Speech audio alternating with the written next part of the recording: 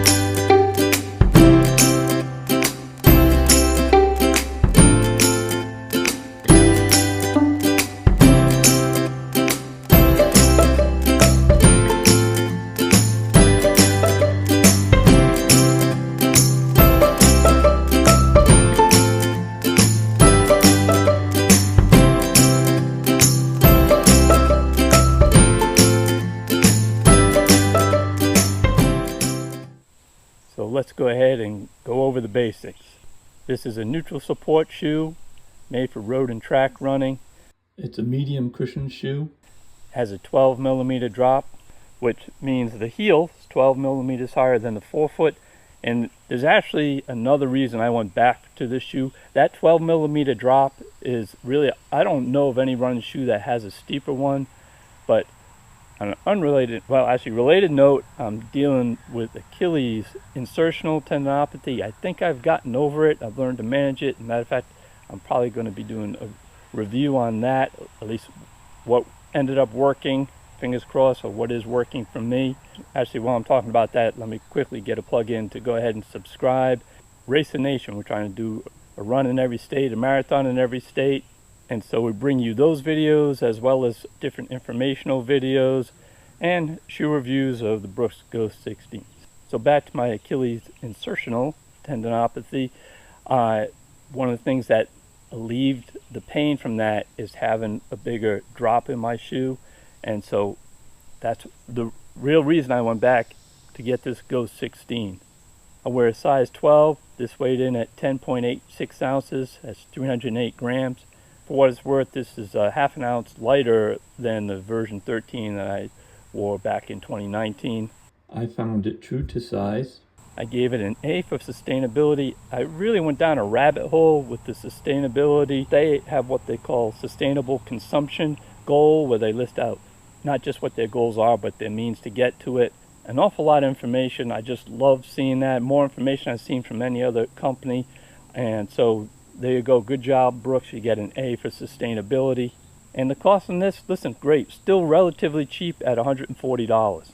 So Brooks lists the changes they made from the 15 to the 16. There weren't anything changed in the upper. And in the lower, what they've done is, like most companies these days, they keep trying to re-engineer or tweak what they have here for their sole. Their material is called DNA Loft. They've re-engineered it, and so it's lighter yet still bouncier. And they also changed the makeup of what you see here on this road tack rubber, they call it, just to make it more durable. And it's made from more recycled components, which of course gets back to their sustainability rating. As for the fit, I've got to say I was a little bit disappointed by that initial feel. It just felt clunky and just heavy. You know, certainly it's accommodating, but I think it's really thick. Starting like this tongue, this is a non-gusseted tongue, very thick. and so I thought this the whole upper was a bit suffocating. And now for me, I've got narrow feet.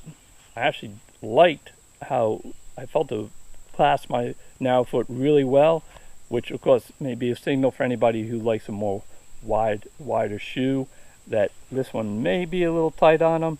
And I know some folks have complained about the shoe and maybe not getting locked in that well unless you go ahead and lock in the laces up top here.